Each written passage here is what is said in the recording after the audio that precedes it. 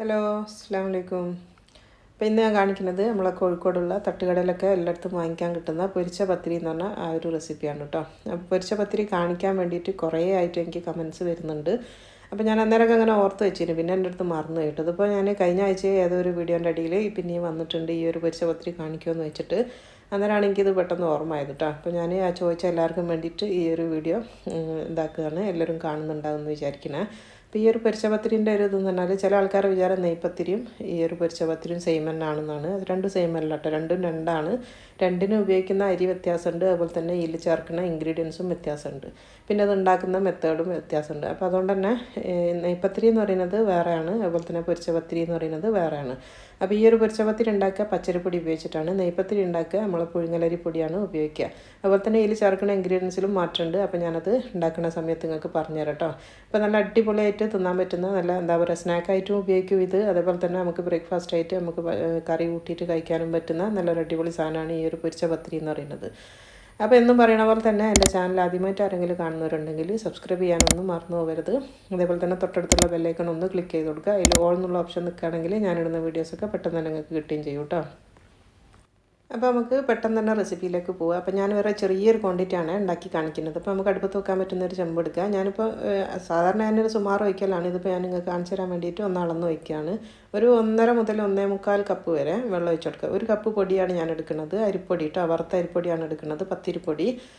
അപ്പോൾ അതിലേക്ക് 1.25 കപ്പ് വെള്ളം ഒഴിച്ച് കൊടുത്തിട്ടുണ്ട്. അതിലേക്ക് കുറച്ച് ഉപ്പ് ഇട്ട് കൊടുക്കുക. പിന്നെ വേണ്ടത് വെളിച്ചെണ്ണ ആണ് കേട്ടോ. നമ്മളെ വെളിച്ചെണ്ണ 1 ടേബിൾ സ്പൂൺ, വലിയ സ്പൂണാണ് എൻ്റെ അടുത്തുള്ളത്, അങ്ങനത്തെ 1 ടേബിൾ സ്പൂൺ വെളിച്ചെണ്ണയും കൂടെ ചേർത്ത് കൊടുത്തിട്ടുണ്ട്.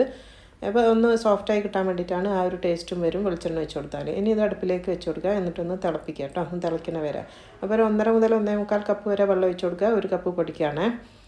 ഇപ്പോൾ നന്നായിട്ട് തിളച്ചിട്ടുണ്ട്. ഞാൻ 1 കപ്പ് പൊടി ഇവിടെ അരിച്ച് വെച്ചതാണ് പേപ്പറിൽ, ആ 1 കപ്പ് പൊടിയാണ് ഞാനിപ്പോൾ ഇട്ട് കൊടുക്കുന്നത്. ഇത് പത്തിരിപ്പൊടിയാണ് കേട്ടോ, നമ്മളെ പച്ചരിപ്പൊടി, പച്ചരി വറുത്ത് വരുന്ന പൊടിയാണിത്. പച്ചരി പൊടിച്ചിട്ട് വറുത്ത് വരുന്ന പൊടി, നമ്മളെ പത്തിരിപ്പൊടി, നൂൽപുട്ട് പൊടി, അപ്പത്തിൻ്റെ പൊടി എന്നൊക്കെ പറയുന്നത് അതാണിത്. ഇന്ന് നന്നായിട്ടൊന്ന് നല്ലോണം ഒന്ന് മിക്സ് ചെയ്ത് നന്നായിട്ട് ഒന്ന് വാട്ടിയെടുക്കുക കേട്ടോ. നന്നായിട്ട് എല്ലായിടത്തും ഒന്ന് വാടിയെന്ന് കണ്ടു കഴിഞ്ഞാൽ നമുക്ക് തീ ഓഫ് ചെയ്യാം. ഇതിപ്പോൾ നന്നായിട്ടൊന്ന് വാടിയിട്ടുണ്ട് കണ്ടോ, ഞാൻ നന്നായിട്ടൊന്ന് മിക്സ് ചെയ്ത് കൊടുത്തിട്ടുണ്ട്. അപ്പോൾ അതാ ഞാൻ വാട്ടി തീ ഓഫ് ചെയ്തിട്ടുണ്ട്. ഇനി ഇതവിടെ ഇറക്കി വെക്കാം കേട്ടോ. അപ്പോൾ ജസ്റ്റ് ഒന്ന് അടുപ്പിലൊന്ന് മാറ്റി വെച്ച് കൊടുക്കുക. അടുപ്പിൽ തന്നെ വെക്കുകയാണെങ്കിൽ അതൊന്നും കൂടെ ഒന്ന് ചൂടായി പോകും, അതുകൊണ്ട് നമ്മൾ ഇറക്കി വെച്ച് കൊടുക്കുക. ഇനിയിപ്പോൾ അടുത്തത് വേണ്ടത് ഞാനൊരു മിക്സി എടുത്ത് വെച്ചിട്ടുണ്ട്, കുറച്ച് സാധനങ്ങളൊന്ന് ക്രഷ് ചെയ്യാനുണ്ട്. അപ്പോൾ ഒരു 4 ചെറിയുള്ളിയാണ് ഞാൻ എടുത്ത് കൊടുത്തത്. പിന്നെ വേണ്ടത് 1/2 കപ്പ് തേങ്ങ, നമ്മൾ അരിപ്പൊടി എത്രയാണോ എടുക്കുന്നത് അതിൻ്റെ പകുതിയാണ് തേങ്ങ എടുക്കേണ്ടത്.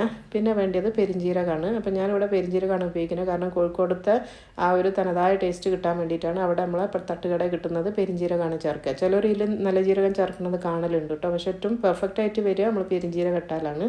1 ടീസ്പൂണാണ് ഇപ്പോൾ ഞാൻ പെരിഞ്ജീരകം ഇട്ട് കൊടുക്കുന്നത് കേട്ടോ. ഇനി ഇത് മൂന്നും കൂടെ നന്നായിട്ടൊന്ന് ക്രഷ് ചെയ്ത് കൊണ്ടുവരിക. അറിയാൻ പാടില്ല, ഒന്നിങ്ങനെ എന്താ പറയുക ചതച്ചെടുക്കുക എന്ന് പറയില്ല, അതുപോലെ നന്നായിട്ടൊന്ന് ചതച്ചെടുത്താൽ മതി. അപ്പോൾ അത് നന്നായിട്ട് ക്രഷ് ചെയ്ത് കൊണ്ടുവന്നതാണിത്. അതിൻ്റെ ഒരു പാകം ഞാൻ കാണിച്ചു തരാം. അതിപ്പോൾ കണ്ടില്ല, ആ ഉള്ളിയും പെരിഞ്ജീരകമൊക്കെ നന്നായിട്ടൊന്ന് ക്രഷായി വന്നിട്ടുണ്ട്, തേങ്ങയും എന്നാലും അരഞ്ഞു പോയിട്ടുമില്ല. ഇതിന് നമ്മൾ നേരത്തെ മാറ്റി വെച്ചിട്ടുള്ള ആ ഒരു പൊടിയിലേക്ക് ഇതും കൂടെ ഇട്ട് കൊടുക്കുക. ഇപ്പോൾ ഈ പൊടി ഒന്ന് ചൂടാറിയാണ്, നമുക്കൊന്ന് കൈ കൊണ്ട് തൊടാൻ പറ്റുന്നൊരു പാകമായിന് കേട്ടോ. ഒരു 2-3 മിനിറ്റ് ആയാലും നമ്മൾ ഈ തേങ്ങ ഒന്ന് അരച്ചെടുക്കണ ആ ഒരു ടൈം മതി. അതിലേക്ക് നമ്മൾ അരച്ച എല്ലാ തേങ്ങയും അതിലേക്ക് അങ്ങ് വെച്ച് കൊടുക്കുക. അതിട്ടതിൻ്റെ ശേഷം ഇനിയിപ്പോൾ നമ്മൾ സ്പൂണിൽ പറ്റി പിടിച്ചതൊക്കെ അതിലേക്ക് തന്നെ ആക്കി കൊടുക്കുക. ഇതിന് കുഴച്ചെടുക്കാനാണ് പോണത്. കുഴക്കുന്നതിൻ്റെ മുന്നേ ഒരു മെയിൻ സാധനം കൂടെ അതിൽ ചേർത്ത് കൊടുക്കണം, അത് മൈദ ആണ് കേട്ടോ. 1 ടേബിൾ സ്പൂൺ മൈദ ആണ് എടുത്തത്. 1 കപ്പ് പൊടിക്ക് 1 ടേബിൾ സ്പൂൺ മൈദ എന്നുള്ള കണക്കാണ്. മൈദക്ക് പകരം ചിലർ റവയും ചേർക്കണ കാണല്ലേ, പക്ഷേ ഏറ്റവും പെർഫെക്റ്റ് ആയിട്ട് വരിക നമ്മൾ മൈദ ചേർത്താലാണ്. മൈദ ചേർക്കണം എന്തിനാണെന്ന് വെച്ചാൽ ഇത് നമ്മളെ പച്ചരിപ്പൊടിയാണല്ലോ, അപ്പോൾ അതുകൊണ്ട് തന്നെ പൊരിച്ച് വെച്ച് കഴിഞ്ഞാൽ കുറച്ച് നേരം കഴിയുന്ന സമയത്ത് ഇതൊന്ന് ഹാർഡായിട്ട് വരും. അപ്പോൾ അങ്ങനെ ഹാർഡായി പോകാണ്ട് നല്ല സോഫ്റ്റായിട്ട് നിൽക്കാൻ വേണ്ടിയിട്ടാണ് ഈ ഒരു മൈദ നമ്മളിലേക്ക് ചേർത്ത് കൊടുക്കുന്നത്. അപ്പോൾ ആ മൈദയും കൂടെ കൂട്ടിയിട്ട് നന്നായിട്ടൊന്ന് കുഴച്ചെടുക്കുക. ഇത് പത്തിരിക്ക് കുഴക്കുന്ന പോലെ ഒരുപാടങ്ങ് കൈയിട്ട് കുഴച്ച് മയപ്പെടുത്തി എടുക്കൊന്നും വേണ്ട, ജസ്റ്റ് ഒന്ന് കുഴഞ്ഞ് കിട്ടിയാൽ മതി കേട്ടോ. അപ്പോൾ അത് കണ്ടില്ലേ, ഇത് കാണുമ്പോൾ അങ്ങ് മനസ്സിലാവും. അങ്ങനെ ഒരുപാട് നേരം ഇട്ട് കുഴച്ചതൊന്നുമല്ല, ഇങ്ങനെ ഒന്ന് ജസ്റ്റ് ഒന്ന് മിക്സായി കിട്ടിയാൽ മതി, ഒന്ന് കുഴച്ചെടുക്കുക, അത്രേ ഉള്ളൂ. നമ്മൾ സാധാരണ ചപ്പാത്തിക്കൊക്കെ കുഴക്കുന്ന പോലെ ഒന്ന് കുഴച്ചാൽ മതി.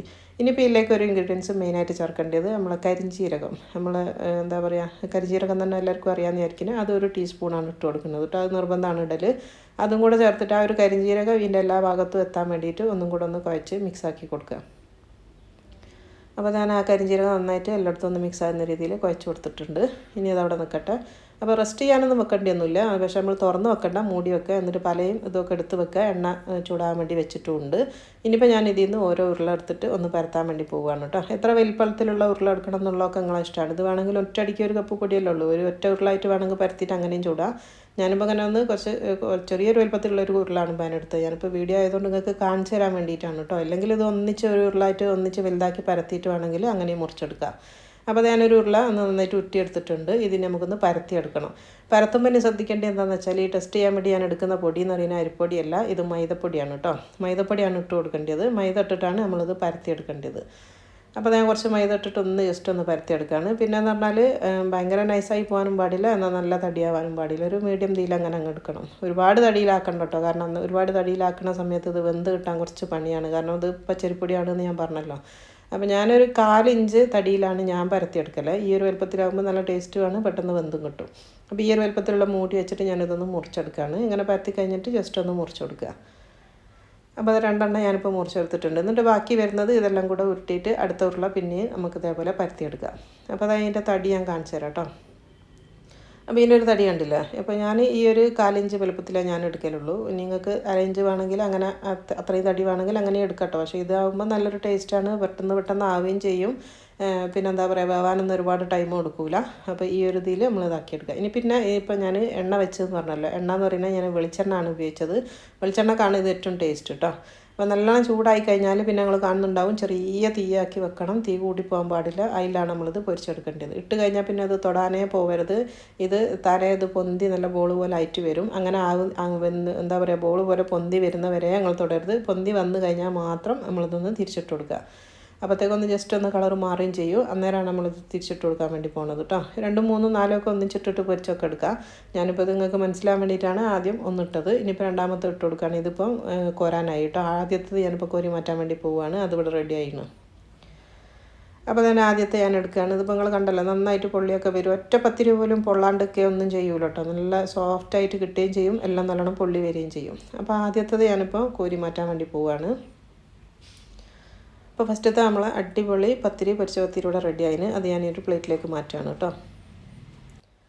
ഇപ്പോൾ ഇത് കണ്ടല്ലോ, നല്ല അടിപൊളിയായിട്ടുള്ള സൂപ്പറായിട്ടുള്ള പൊരിച്ച പത്തിരിയാണിത്. ഇപ്പോൾ ഇതിൻ്റെ വലിപ്പമൊക്കെ നിങ്ങൾക്ക് തീരുമാനിക്കട്ടോ. കുറച്ചും കൂടെ വലിപ്പത്തിൽ വേണമെന്നുണ്ടെങ്കിൽ വലിയ മൂടിയൊക്കെ എടുത്തിട്ട് മുറിച്ചാൽ മതി.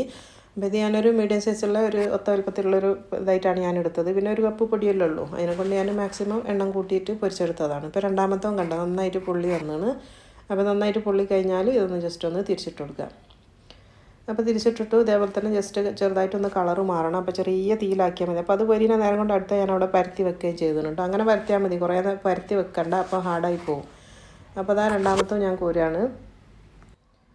അപ്പോൾ ഇനിയിപ്പോൾ ഞാൻ 2-3 എണ്ണം ഒന്നിച്ച് ഇടുകയാണ് കേട്ടോ. എങ്ങനെയാണ് ഒന്നിച്ചിടുന്നതെന്നാണ് ഞാൻ ഇപ്പോൾ ഒന്ന് ജസ്റ്റ് കാണിച്ചു തരുന്നത്. അപ്പോൾ ആദ്യത്തെ 2 എണ്ണം ഞാനിപ്പോൾ നിങ്ങൾക്ക് മനസ്സിലാൻ വേണ്ടിയിട്ടാണ് ഓരോന്നിട്ടിട്ടൊന്ന് പൊരിച്ചെടുത്തത്.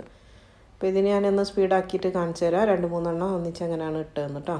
അപ്പോൾ അതൊന്നും തൊടാൻ പോകണ്ട, താനേ പൊന്തി വരും. അങ്ങനെ പൊന്തി വരുന്ന സമയത്ത് തിരിച്ചിട്ട് കൊടുക്കുക. 2 ഭാഗവും നന്നായിട്ട് വെന്ത് കഴിഞ്ഞാൽ നമുക്കിത് കോരി മാറ്റുകയും ചെയ്യാം. അപ്പോൾ അത് കണ്ടല്ലോ, അടുത്ത ട്രിപ്പ് ഞാൻ റെഡിയാക്കിയിട്ടുണ്ട്. ഇതേപോലെ നമുക്ക് ആ ഒരു പൊടി തീരുന്നവരെ എത്രത്തോളം മുറിക്കാനുണ്ടോ അത്രത്തോളം മുറിച്ചിട്ട് പിന്നെ ഉരുട്ടിയിട്ട് അത് പിന്നെ നമുക്ക് പൊരിച്ചെടുക്കാം. അപ്പോൾ അത് ഈ ഒരു കപ്പ് പൊടി കൊണ്ട് ഞാൻ ഉണ്ടാക്കിയെടുത്തിട്ടുള്ള മൊത്തം പൊരിച്ച പത്തിരിയാണിത് കേട്ടോ. അപ്പോൾ ഈ ഒരു പ്ലേറ്റ് നിറച്ചും പത്തിരി ഉണ്ട്. 1 കപ്പ് പൊടിയാണ് ഞാനിപ്പോൾ ഇതിന് വേണ്ടിയിട്ട് എടുത്തത്. അപ്പോൾ പിന്നെ ഈ ഒരു പത്തിരി എന്ന് പറഞ്ഞാൽ ഞാൻ ആദ്യം പറഞ്ഞ പോലെ തന്നെ എല്ലാം നല്ല പൊള്ളിയിട്ടുണ്ടാവും. അതിപ്പോൾ നിൽക്കുമ്പോൾ നിങ്ങൾക്ക് മനസ്സിലാവുന്നുണ്ടാവും എന്ന് വിചാരിക്കുന്നത്. അപ്പോൾ എല്ലാം ഒറ്റൊന്നും പൊള്ളാണ്ടൊന്നും നിൽക്കില്ല, നല്ല അടിപൊളിയായിട്ട് പൊള്ളുകയും ചെയ്യും. അതേപോലെ തന്നെ എല്ലാം വേവുകയും ചെയ്തതാണ് കേട്ടോ. നല്ലോണം വേവും. ഒന്ന് മാത്രമേ ഒന്ന് കരിഞ്ഞു പോയിന് കേട്ടോ. അത് ഞാൻ അടിയിൽ വെച്ചിട്ടുണ്ട്, മാറ്റിയിട്ടൊന്നുമില്ല. കാരണം ഞാനൊന്ന് അപ്പുറത്തേക്ക് തിരിഞ്ഞപ്പോൾ ഒന്ന് കരിഞ്ഞു പോയിന്. ബാക്കിയെല്ലാം പെർഫെക്റ്റായിട്ട് തന്നെ വന്നതാണ് കേട്ടോ.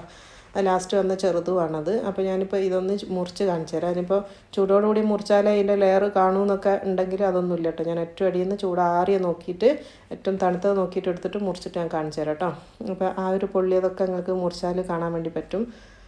ഇതിപ്പോൾ കണ്ട ഈ ഒരു ഇങ്ങനെയാണ് ഉണ്ടാവുക. ഉള്ളിൽ വേറെ ഒരു പൊള്ളിയ ഭാഗം ഒരു വേറെ ലെയറായിട്ട് തന്നെ നിങ്ങൾക്ക് കാണാൻ വേണ്ടി പറ്റും. നല്ല സൂപ്പറാണ്. അതുപോലെ തന്നെ നല്ല ടേസ്റ്റാണ് കേട്ടത്. ഇത് വെറുതെ കഴിക്കാനാണ് ഏറ്റവും ടേസ്റ്റ്. പക്ഷേ ഇവിടെ കുട്ടികൾ കറി കൂട്ടിയിട്ടാണ് കഴിക്കുന്നത്. അപ്പോൾ ഞാനിതിങ്ങനെ വെറുതെ കഴിക്കുക ചെയ്യാം. നല്ല ടേസ്റ്റാണ്. ഇങ്ങനെ തിന്നുകൊണ്ട് പോകും കേട്ടോ. ചെറിയ ചൂടോടുകൂടി കഴിക്കുകയാണെങ്കിൽ ഏറ്റവും ടേസ്റ്റാണ്. അപ്പോൾ ഞാനിപ്പോൾ ഇനി ഇത് ഒന്ന് ഫോട്ടോ എടുക്കാൻ വേണ്ടിയിട്ട് വേറൊരു പ്ലേറ്റിലേക്ക് മാറ്റാണ്. അപ്പോൾ ഇത് ചോദിച്ച ആൾക്കാർക്കും അല്ലാത്ത ആൾക്കാർക്കും എല്ലാം ഇഷ്ടമായി എന്ന് തന്നെ വിചാരിക്കുന്നത്. ഇഷ്ടമാണെങ്കിൽ ഒന്ന് ലൈക്ക് ചെയ്യാനും മറന്നു പോകരുത്. അതുപോലെ തന്നെ നിങ്ങളെ വിലയേറിയ സജഷൻസും എന്തെങ്കിലുമൊക്കെ ഉണ്ടെങ്കിൽ അതൊക്കെ ഒന്ന് കമൻസിൽ അറിയിക്കുക. നന്നായിണെങ്കിൽ അതും അറിയിക്കുക കേട്ടോ. അപ്പോൾ ഇൻഷാ അല്ലാഹ് ഇനിയും ഇതേപോലെ തന്നെ അടുത്ത നല്ലൊരു വെറൈറ്റി ഡിഷുമായിട്ട് കാണുന്നത് വരെ അസ്സലാമു അലൈക്കും.